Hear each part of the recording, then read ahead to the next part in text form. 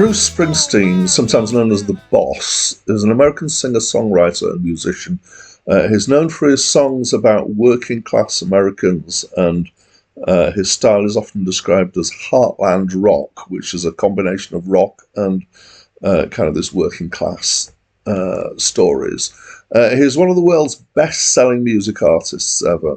He's been active since 1964, but his break came in the mid-70s, notably with the album Born to Run.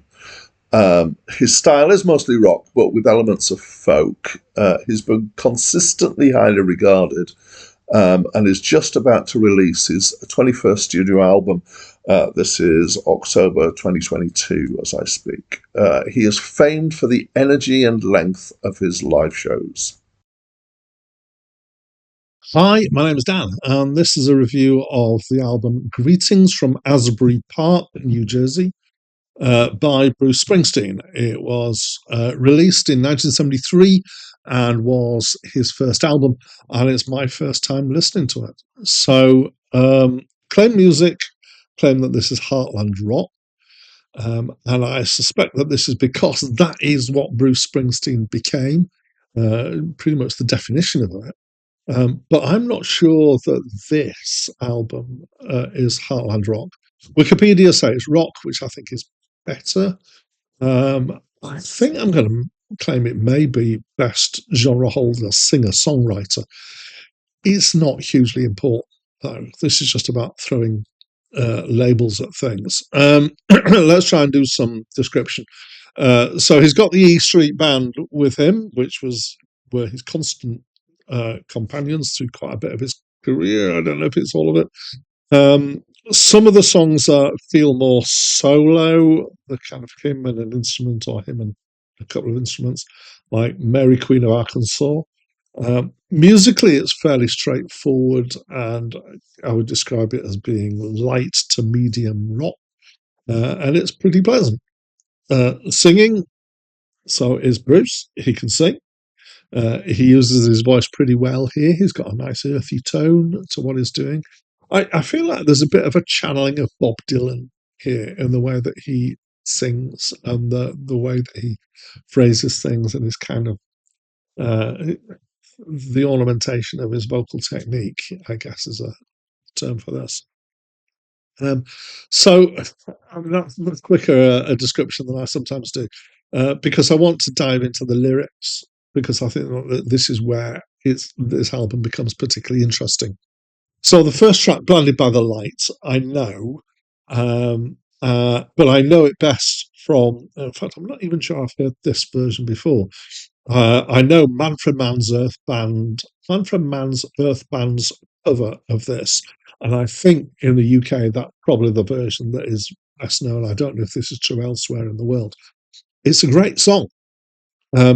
It's kind of a psychedelic flow of imagery with lots of clever rhymes and wordplay going on here, only vaguely approaching a subject. It kind of circles round it. It's got all these little pictures and bits of unusual wordery going on. I've always loved it as a song.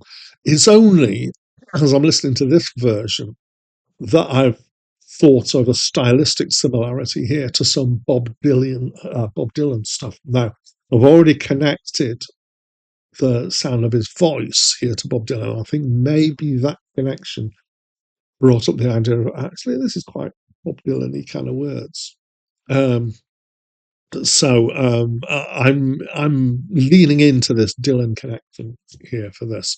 The rest of the songs I would say are more or less like that too. A general tendency to be somewhat cryptic and quite clever with the words. Some of them have a bit more of a discernible central idea than Blinded by the Lighthouse, and most of them are kind of circling around something kind of identifiable as a thought. So I'm going to come back to that track, Mary Queen of Arkansas. There's a couple of lines in there that kind of jumped out at me both times I listened through it as, "You're not man enough for me to hate or woman enough for kissing." And I did wonder what this could be about, so I went and looked it up. Apparently this is a song about a drag queen, and then the rest of the words all fall in place as well for that. Overall, so there's quite a lot of tracks that are like that. Overall, I'd say it's really well put together. It's very nicely written. It's confident and fairly daring for a debut album, I would say. And so I'm going to say I'm not a huge fan of Bruce Springsteen's. I can be fairly critical about some of his songs at times, and I'm not the biggest fan of Heartland rock in general. That is not meant to be kind of a sarcastic, yes, I'm actually really, a British understatement that I really hate it. I don't really hate it. I'm just not the biggest fan of it.